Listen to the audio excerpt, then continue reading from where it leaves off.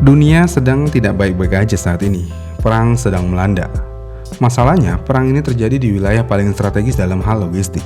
Kalau perangnya terjadi di daerah tersebut, tentu aja dampak yang dihasilkan dari perang itu akan sangat besar. Dan dampak perang sudah kita rasakan saat ini di Indonesia, yang mana harga BBM non-subsidi sudah meroket. Selain BBM, harga beberapa bahan baku industri juga naiknya signifikan. Dengan hal yang ada makanya nggak heran kalau harga bahan pokok saat ini sudah mengalami kenaikan harga sedikit demi sedikit. Misalnya nih, harga makanan. Nasi goreng langganan saya sudah menaikkan harganya sebesar Rp2.000. Begitupun tukang gado-gado langganan saya juga menaikkan harganya sekitar Rp2.000. Belum lagi nasi padang yang juga menaikkan harga Rp2.000. Ya, rata-rata harga makanan jadi naik.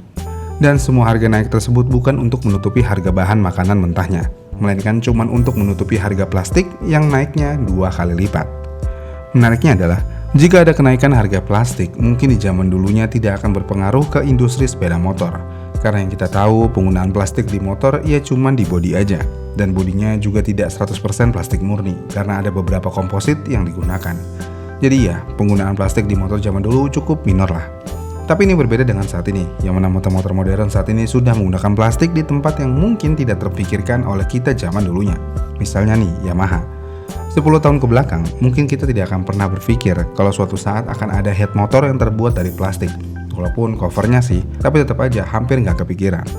Kemudian bracket-bracket yang tadinya dari besi juga udah digantikan dengan menggunakan plastik. Dan yang paling krusial ada di behel belakang Honda Beat, yang mana behelnya terbuat dari plastik. Ya, hal ini mungkin dulunya tidak pernah terfikirkan. Tapi karena harga besi dan baja sangat fluktuatif, muncullah ide untuk mengubah bahan dasar yang tadinya besi jadi plastik. Dan ini bisa disebut inovasi sebenarnya. Masalahnya adalah, inovasi seperti ini mungkin terlihat menjanjikan pada awalnya, karena harga plastik tidak pernah naik dan tidak sefluktuatif harga besi atau baja. Tapi tidak terduga-duga, harga plastik saat ini malah melonjak tajam, dan mungkin ini menjadi inovasi yang cukup blunder. Dan sebenarnya hal ini sudah kita bahas di video yang ini. Namun di video tersebut masih bersifat spekulasi karena belum ada data resmi yang menyatakan kalau harga plastik akan mempengaruhi harga motor. Tapi, belum genap 1 bulan setelah harga plastik melonjak tajam, harga motor saat ini dikabarkan sudah mengalami kenaikan. Misalnya Honda Beat, sudah mengalami kenaikan harga kurang lebih Rp200.000. Ya nggak heran sih kalau Honda Beat, behelnya aja yang bikin mahal, karena terbuat dari plastik. Kasarnya nih, kalau plastik bisa seharga emas, Honda Beat adalah motor yang mengalami kenaikan harga yang paling tajam daripada semua motor yang ada di Indonesia. Keren ya, plastik yang digunakan di behelnya benar-benar banyak banget. Kemudian selain Honda Beat, beberapa motor Honda lainnya juga mengalami kenaikan harga. Lalu selain Honda, Yamaha pun juga mengalami kenaikan harga, walaupun ya nggak banyak tapi tetap aja ada kenaikan harga.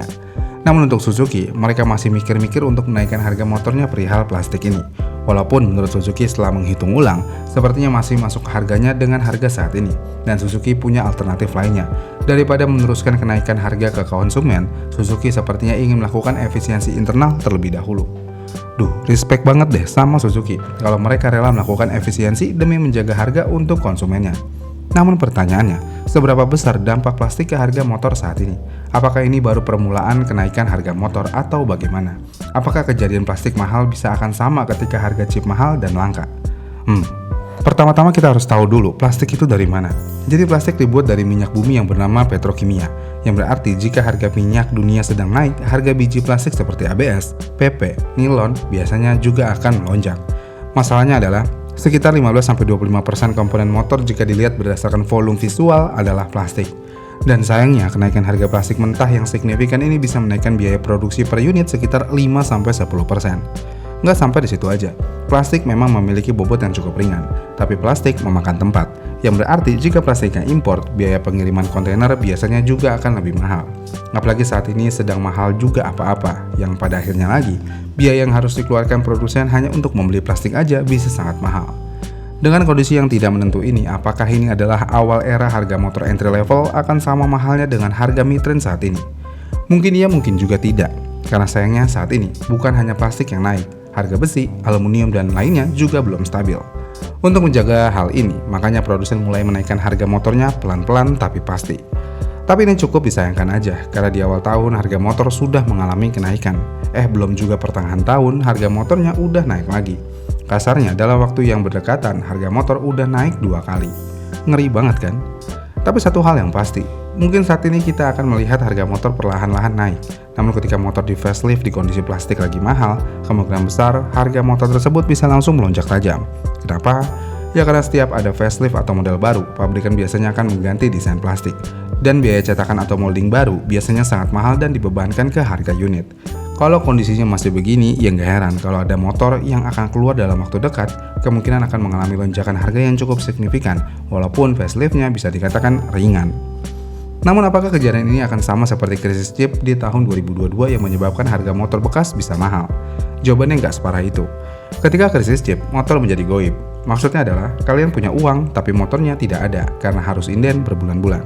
Sedangkan saat ini walaupun plastik sedang mengalami krisis, tapi hal ini hanya mengakibatkan harga motor jadi lebih mahal. Dan motor akan tetap ready di dealer, namun harganya ya naik terus seiring kenaikan harga plastik. Namun kita tidak bisa menyalahkan produsen sepenuhnya dengan kenaikan harga ini, karena mau bagaimanapun harga plastik memang sedang mahal. Jangankan produsen, harga bodi di marketplace yang KW aja juga mengalami kenaikan harga. Walaupun ya nggak signifikan, namun tetap mengalami kenaikan harga. Namun, kenaikan harga sebenarnya tidak perlu kita khawatirkan, karena setidaknya dengan menaikkan harga, produsen bisa menjaga kualitas di motornya. Justru yang bahaya adalah ketika produsen tidak menaikkan harga di motornya, karena bisa aja diam-diam mereka menurunkan kualitas di motornya. Bagaimana motor modern yang tipis dan gampang rusak ini dikurangi lagi kualitasnya? Ya makin ambiar. Nah, untuk level ekstrimnya adalah udah harganya naik, kualitasnya juga diturunin. Ini sih udah parah banget kalau sampai kejadian seperti itu. Misalnya nih, kita ambil contoh di behel Honda Beat. Ini contoh aja ya.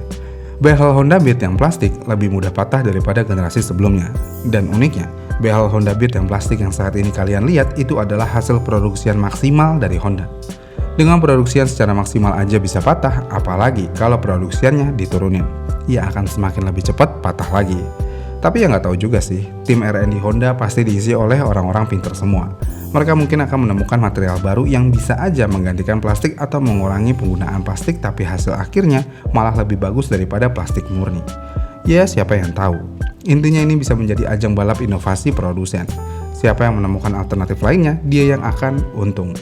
Untungnya bisa berkali-kali lipat. Kenapa? Ya karena harga motor yang sudah naik ini karena plastik hampir mustahil bisa turun kembali sebelum harga plastik naik.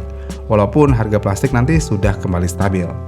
Ini adalah satu-satunya sisi negatif yang hampir mustahil bisa dihindari. Sekali naik, ya naik terus, jangan kasih turun.